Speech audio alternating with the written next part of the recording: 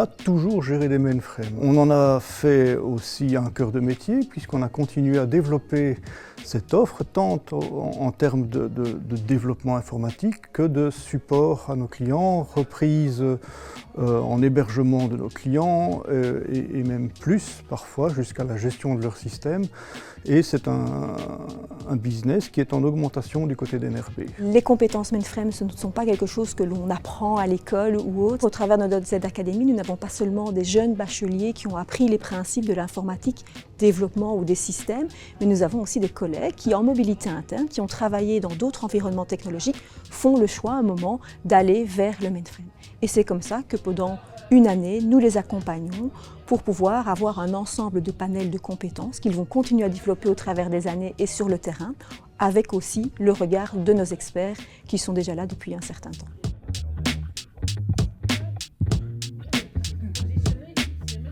Le mainframe d'abord est super important pour le groupe NRB et Academy, pourquoi? Parce qu'il faut des jeunes et les former à des technologies qui sont anciennes et qui ne sont plus enseignées dans les écoles. Donc je me suis appuyée sur deux pans éducatifs, du e-learning, technologie entièrement acceptée par les jeunes, et beaucoup de pratiques pour permettre d'avoir un bac à sable pour pratiquer.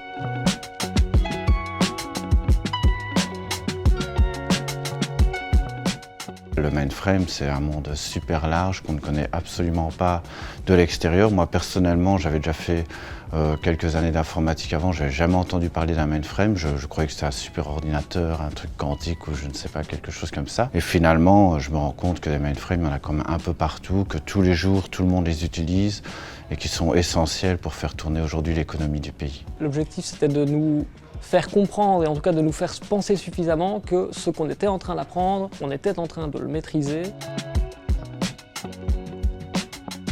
C'est super enrichissant aussi pour les anciens de voir qu'ils ont d'autres méthodes, ils ont d'autres façons de travailler, ils pensent à l'IA par exemple, ils pensent à définir des serveurs dans le cloud, ils pensent à faire des choses comme ça que nos systèmes programmeurs traditionnels n'ont pas vécu. Les mainframes sont là depuis 60 ans et donc il n'y a aucune raison que ça s'arrête. En fait,